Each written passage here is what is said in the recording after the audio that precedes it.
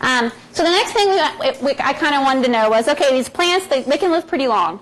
So how resilient are they to disturbance? So if an anchor, say, comes along and scrapes a big swath through one of these meadows, is it going to matter? Are they just going to grow back really quick, or is it going to die and leave like a big swath in there?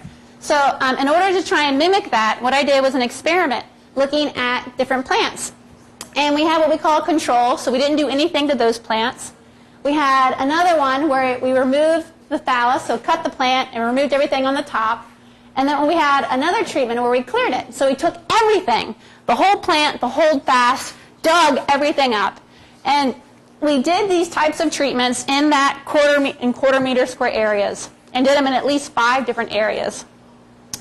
When we cut them, this is what a cut area would look like. We literally take scissors and cut through the meadow, and this is all that remained of the plant, just those 4 little segments.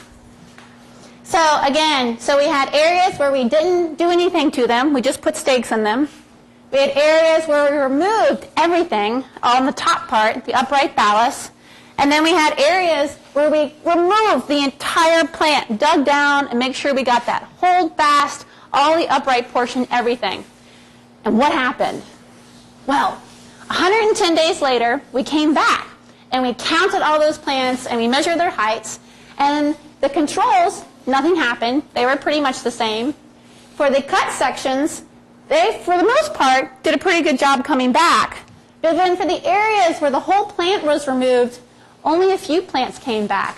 And in fact, in this particular quadrat, this was the most that came back. We had some where only 1 or 2 plants came back. And in this one, where about 10 to 11 plants came back. So if you remove the entire plant with that whole root-like system, it could actually, if you did it again, it would have a big impact on a meadow. The plants would take a long time to grow back. Here's the graph of, again, the number of plants in that 1 quarter meter square area. The green ones are the ones that we cut. The yellow ones, the green are the ones, or the controls, the yellow are the ones that we cut all the way through, and the orange are the ones that we cleared. And this is the first day before we did anything to them, and it was the same number of plants and all the treatments. After the first day, this is when we basically cut everything. So there's only plants in the control, and luckily they're pretty much the exact same values on both days, before we did it and after we did it. At 41 days, and the cut treatments, they're pretty much back to the same densities as what it was before. So in 41 days, the plants pretty much grew back right from the same holdfasts. And then at 110 days, and you can see a few plants starting to come back in the clear area. And by 110 days later, again, the cut are at the same levels as what they were before the disturbance, but the cleared still weren't there. They still hadn't come back yet. And I'm not going to show it, but although it looked like after 41 days the plants had completely come back, they were only half the canopy height of what it was before. So they came back in 41 days, but it was kind of funny. You look in the meadow and all the plants are about the same height, and then you see this square area where all the plants are half the height of everything else. So it was like a perfect nice square of half-height plants.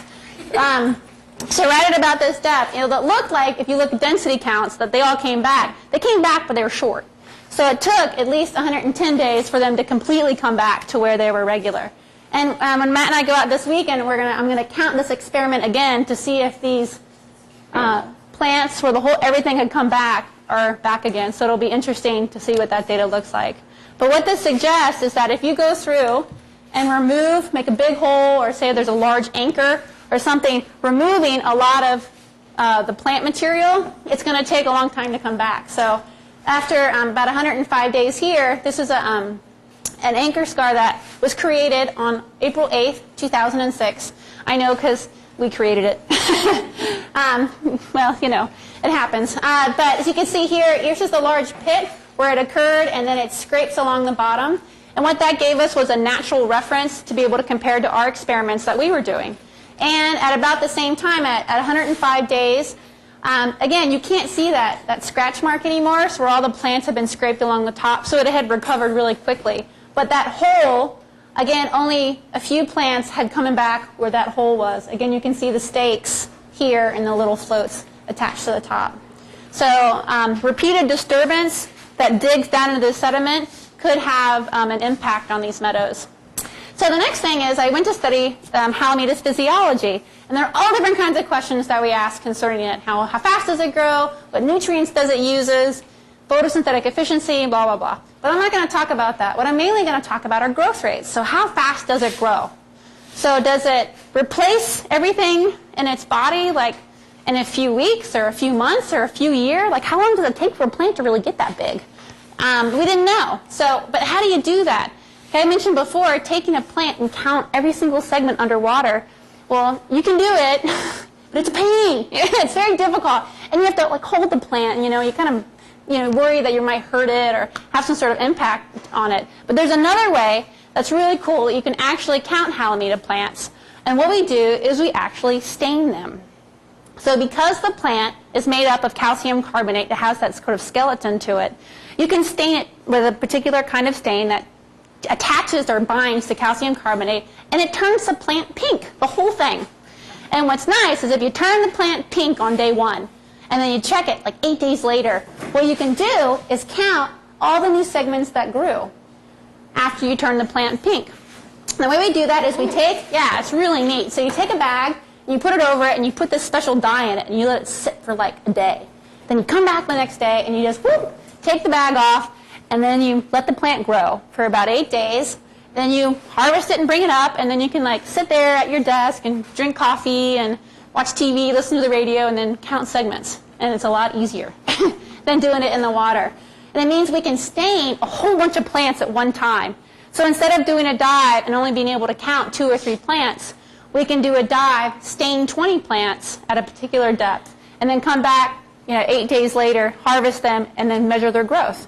So that's what we did. You can see a plant here that's been stained. You see how these little segments right here are pink?